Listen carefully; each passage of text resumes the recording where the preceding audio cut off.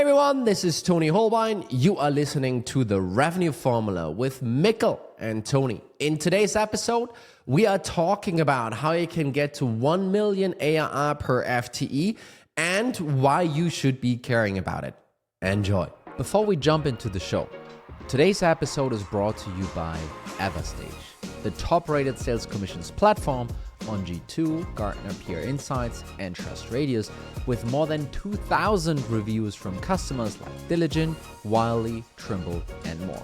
Visit everstage.com and mention Revenue Formula to unlock a personalized sales compensation strategy session with one of Everstage's RevOps experts. And now, enjoy the show.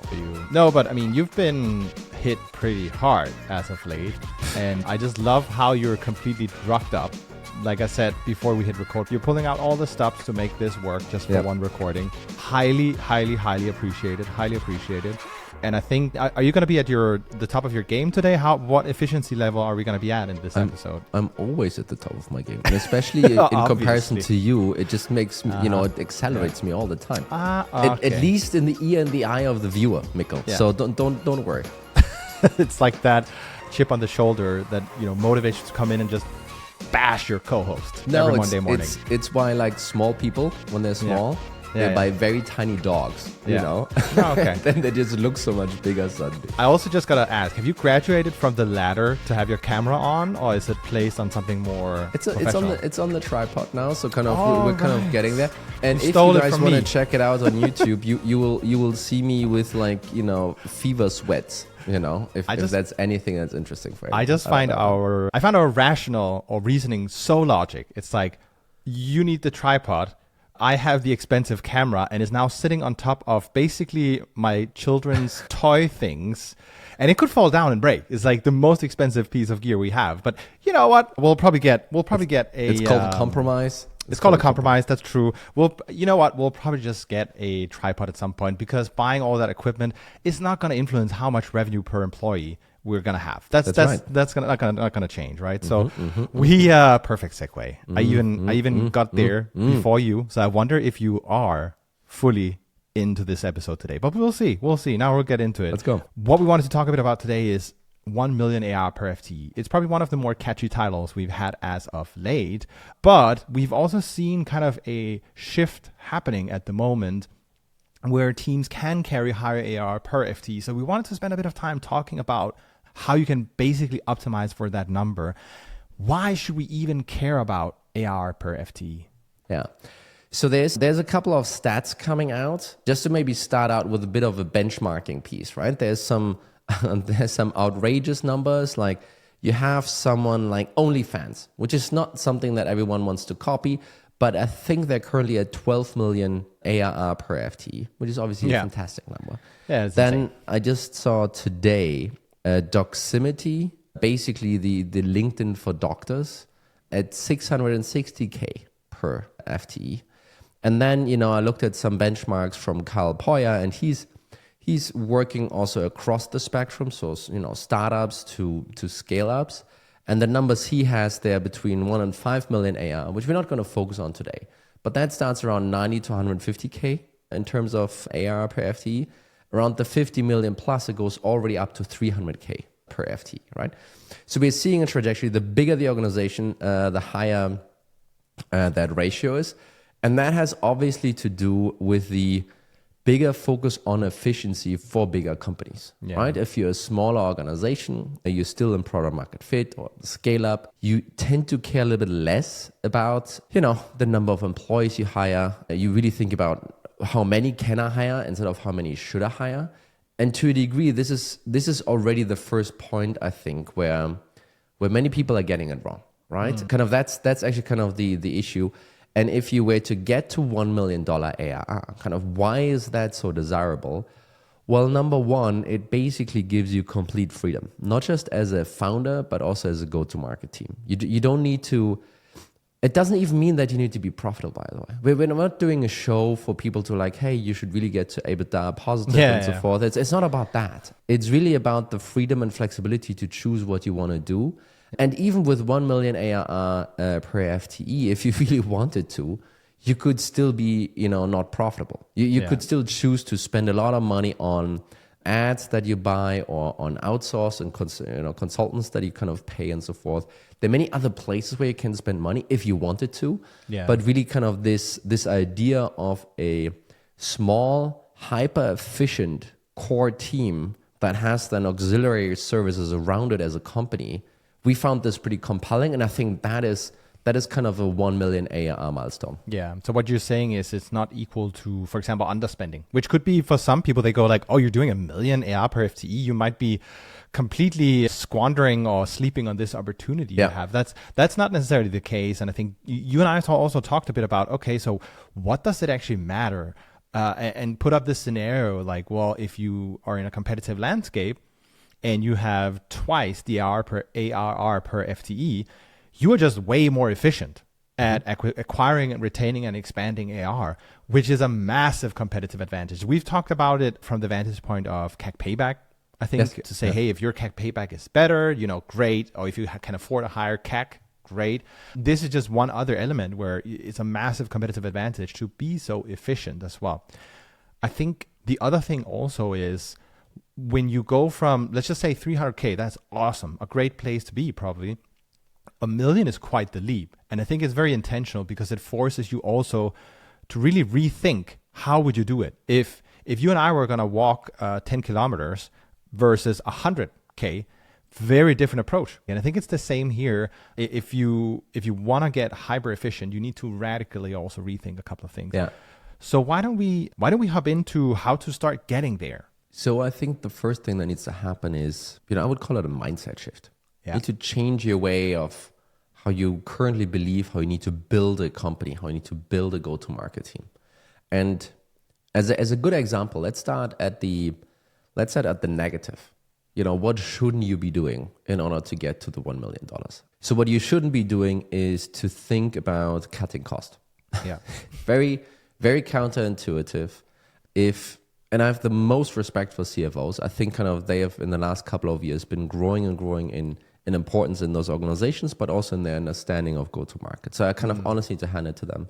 But if only your CFO is leading this approach and going around it with a red pen and kind of, striking things out, this is not going to get you to 1 million ARR. This is going to get you to a stalled company, right? So that's why it doesn't make sense to try and cut your way into like a 1 million per employee milestone.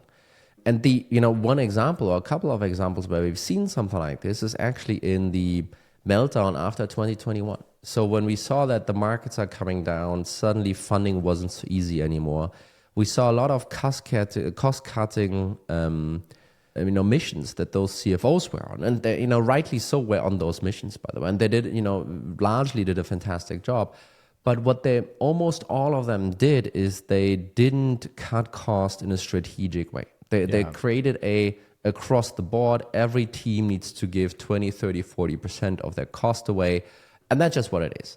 Instead of looking at the company that they have and doing what Dave Kellogg calls the parking lot test or something like this. Yeah. So basically, Dave Kellogg was like, okay, everyone on the company is fired. Everyone goes now to the parking lot, and then we decide who can come back in, right? And it's, what this then creates is not this, okay, everyone gives 20 or 30%.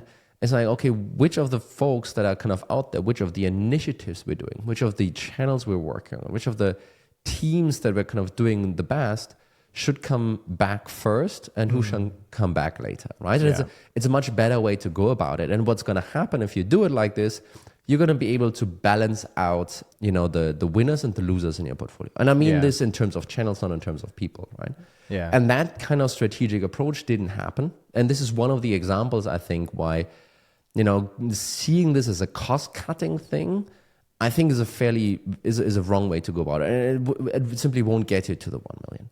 No, also because if you're at 10 million, it's like, oh, we've invited 9 people in from the parking lot now, so we have 1 person left. It's like the cost is also going to be a little bit different, right? And I agree. It's also what we heard Chris Walker talk a bit about. You and I have talked about it while this cost cutting was happening, that because of all the internal politics, what ends up happening is it's like an even split. Like we need to downsize by X%, So you need to downsize by X, you need to downsize by X, you need to do it as well. There's no thought going into, well, if we do that, what's the ramification going to be on new biz acquisition or retention or expansion? That's not been factored into it, right? No, it smells a little bit like, I don't listen so much to Jeff Bezos, but he recently did an interview, which I found, and I think it was with Lex, what is his name? Kind of the podcaster. Lex Luthor? No, I don't know. Not Joe Rogan, the other big guy in the industry. And he basically kind of on the show, he talked about decision making, which I thought was really, really cool. And he talked about how compromising is not a good way to make a decision, actually. No, because, if you're sitting in a room and you ask like, how high is the ceiling? And someone says, 3 meters and someone else says 2 meters, the compromise would say like, well, then let's call it 2.5. But no, you can actually measure how tall the ceiling is, and you can actually figure this out, right? So kind of getting to a compromise here very rarely is the right decision. Yeah. And I feel like when someone is doing cost cutting, 20% everyone, 30% everyone, it feels like exactly that. It feels like the CFO walks in and says like, hey, we need to cut costs by 20%. And instead of saying, well, you need to cut 50% and you need to cut 10%, and then both of the VPs are like, fighting, it's like, you know what, actually, let's leave the fighting behind. Let's do everyone 20%. Right? And I think that's just the wrong way to go about it. And then again, that's not going to lead you to the 1 million. So what is going to lead you to 1 million? So number one, I think unless you're bootstrapped, it's going to be very difficult to hit this milestone in the first 10 million of your company. It's just going to be very difficult. Let's just kind of agree on that. I think there will be some outlier companies. At least that's kind of the new myth on LinkedIn. There's going to be up until yesterday, there was this, hey, there's going to be a 1-person, $1 billion company. Yeah. And then yesterday I read there's going to be a 0-person, $1 billion company because all of it's going to be AI. It's like, okay, gotcha. Okay. Yeah, gotcha. Okay. so there might be this kind of breed, sure, maybe. But otherwise in the first 10 million, I think it's kind of difficult to get to this point. But in general, I think what you need to kind of think about it as a mindset shift. Yeah. And again, kind of reaching this milestone is not a one day to the next kind of thing. I think it's a slow moving target, but it needs to start with a mindset shift on how you approach hiring people. Yeah. Actually. And the number one thing is once you're kind of grown up, maybe you're 20 million, 30 million, in many cases, you might have 100 people, 150 people or something like this at this point. Yeah. And it's so ingrained in everyone in the organization that, well, the solution to every problem is I need to hire more. And everything I need to achieve in next year's budget rounds is, more people for me so I can hire more. Yeah. And I'm not talking about this as like a budget game that someone is playing. I'm really saying this as a mindset shift and like, what can we automate first before we have to hire people? Hiring people should be the last resort that you kind of do, right? It should be, makes total sense for me now on the SDR role. Like, I would probably go for like a go-to-market engineer or RevOps kind of person that is really only dialed into this one problem and uses some of those AI SDR solutions, maybe in a smarter way, and does outbound there. Do you need 10 SDRs or do you need this one guy? Yeah. And I think it could be just this one guy, by the way, right? And I don't want to get stuck in an AI SDR discussion, but that's just an example. And then you have the other stuff that's happening on the developer side, like coding stuff, right? We're seeing companies like Cursor, GitHub Copilot was kind of around for a while. We're seeing things like Poolside, I think is the newest one that is basically kind of writing code for you. And I looked over the shoulder of our developer the other day and he was just, into his like interface. I don't know. It looks all so foreign to me. Yeah. He was just writing, create a button that links to whatever, blah, blah, blah, blah. And then, I could have written this. This was like totally clear to me. He'd enter, then he refreshed the page and then it was there. It was just there, and it took him basically 10 seconds or something like this. It's insane. So those are just examples of where I believe a lot of automation can actually come from. So meaning all of these things in our new mindset have to be exhausted before we hire someone else. I don't know if you have an example. No, I think it's also like when you go through the hiring process, you will also ask the question, this role I'm thinking of, can it bring in $1 million in ARR? Can it create $1 million or help us service $1 million or retain $1 million or whatever it is? You will have that mindset versus think about the time we've come from when you brought in a C something or VP something, great at hiring en masse, a lot of folks, but not really thinking about the cost ramification or the revenue ramification, to be totally honest. I think that's where you would look at marketing. We need to build a content engine.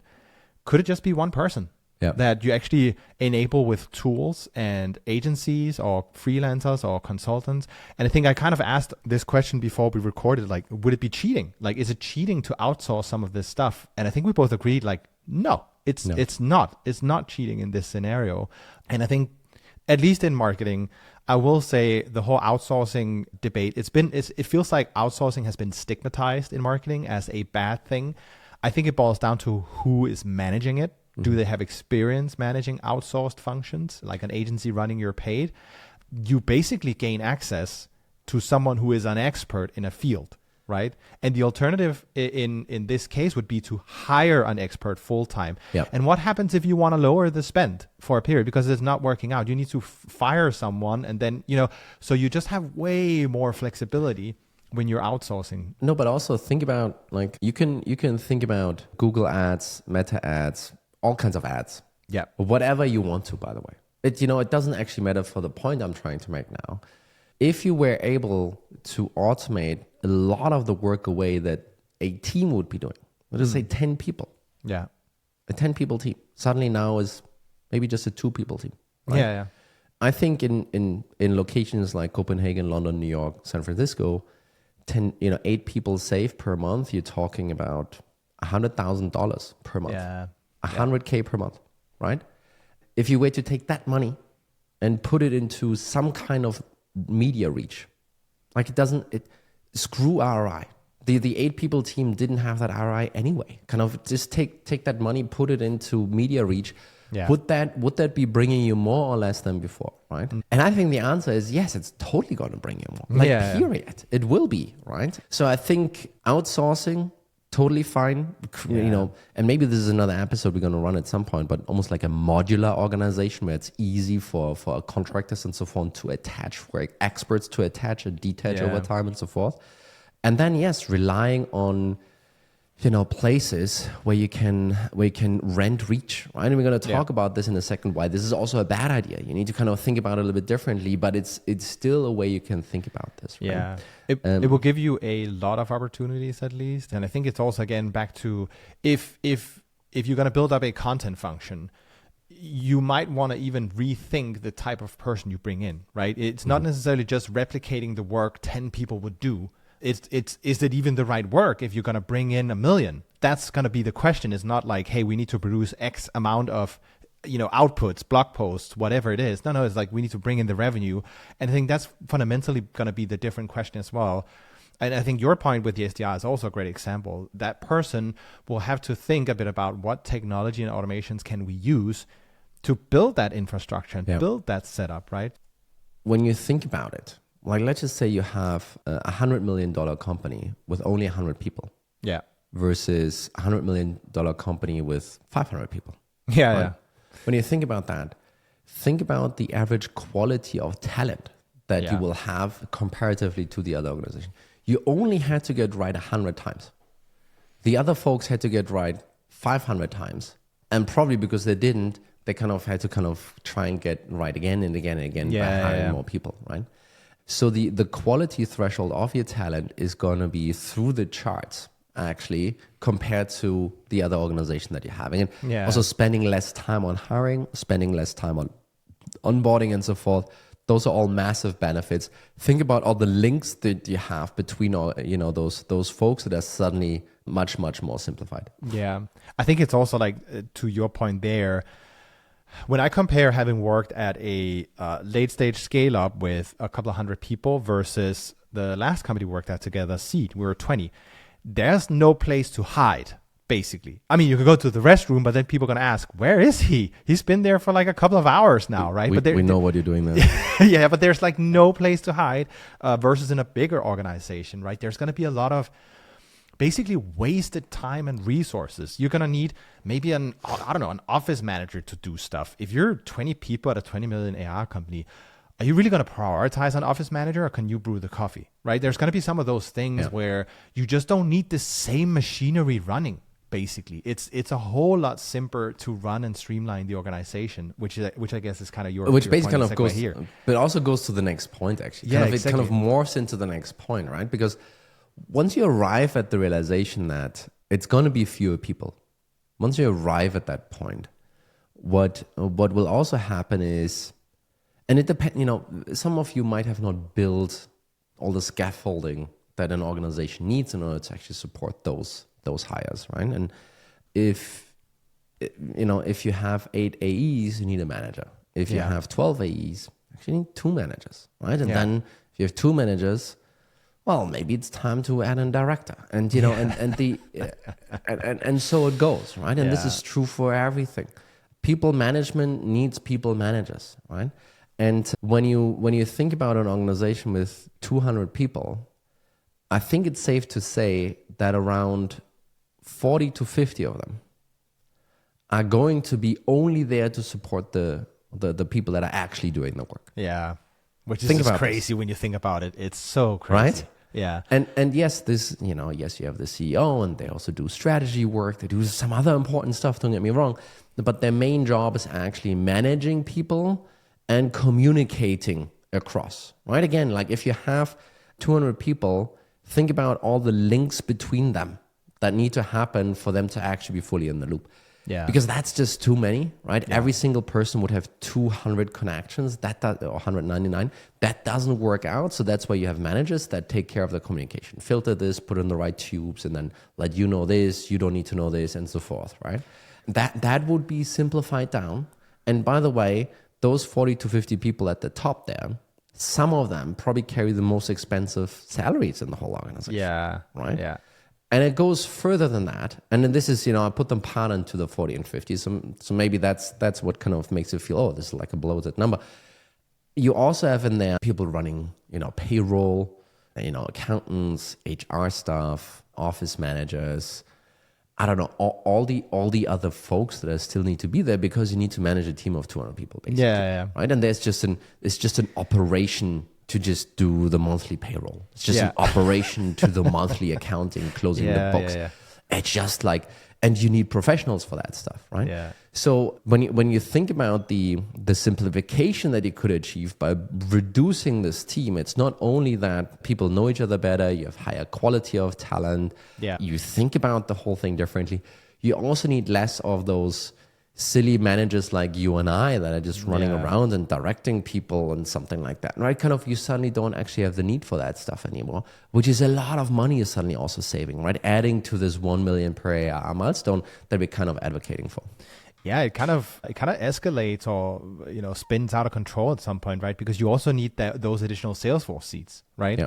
And again, if you have a person who is the equivalent of 3, then you just need way less seats. And also, just the other example I had in my mind was, I saw this picture of a kitchen where, like a Michelin kitchen, you maybe have 20 staffers all prepping and cooking food, but then you have 10 people just supervising. No. That's not gonna work. That's not how this goes. So yeah, definitely, I think you will have a whole lot simpler org, and it's gonna be a much easier to make decisions, basically, right? And I think also, to a degree, some of those decisions probably they will be better, honestly, because you don't have so many people's interests to take into account, so many people to hear out, so you can just move faster as a team. And one other thing that just comes to mind, and this is maybe speaks more to the VPs and up that are listening, but think about how much less politicking is going to go on. Yeah. Like if the amount of those 40, 50 people, which we all know, they're kind of done with the people management and communication at some point. Strategy is maybe once a year and so forth. What else are they doing the whole day long? Yeah. They're thinking about, how can I get ahead, right? How should we kind of... And some of that stuff will just die down because you either won't have those people or everyone will be, focused anyway, right? So there's so many benefits in having a smaller organization. And when I talk to some founders that made the journey from 0 to, I don't know, 200-300 folks, adding the amount of people is not a fun thing. It's actually a burden to do this, right? Yeah. And then again, there's so many kind of negatives to this, and this certainly is one of them, right? Kind of the politics that's going to happen. It's also like at some point they leave, and then you have to replace them because you have more people. There's more people leaving and more people to replace. And I think, by the way, you'll truly know whether you've built a strong team because it's so small. You'll just know, like if a lot of people are leaving and you need to constantly replace, a lot of introspection will need to happen. I think in a bigger org, it's easier to make excuses to that end, right? So I think it's going to be a lot harder to achieve than just, optimizing your spend and investments and building automations. It's a lot more than that also goes into it. Let's jump into the last point before we run out of time, right? Because we spend a lot on almost the people side, but it's also what do you get those resources to deliver is actually also pretty critical. And one of the things you and I have talked about is the whole, when you talk about Facebook advertising and SDRs, technically speaking, you're renting a source of growth. You're renting it because as soon as you don't invest anymore in those, you won't get any more customers through the door. So the way to think about it is thinking about assets. Yes. And so why is thinking about assets interesting? Because to a degree, it's something you build up, invest time. It doesn't need to be money. I mean, time is money, blah, blah. But it doesn't have to be specifically money that you invest.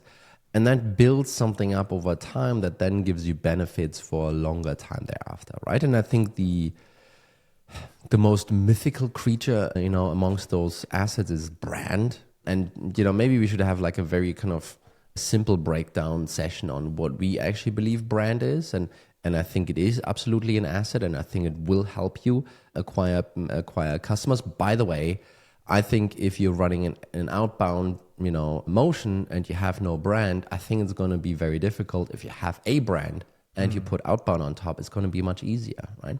So investing in those assets is a good idea. There might still be it's a little bit like you thinking about which stock to buy. That's, to a degree also an asset. Maybe it's not the right analogy here, but you might be picking losers, by the way. Yeah. It might happen, right? So right now there's a big debate, and I'm not sure how premature this debate is, but is SEO going to be working out, right? Search engine optimization, is that going to be a thing that's going to work out in the next couple of years because AI is taking over search and so forth?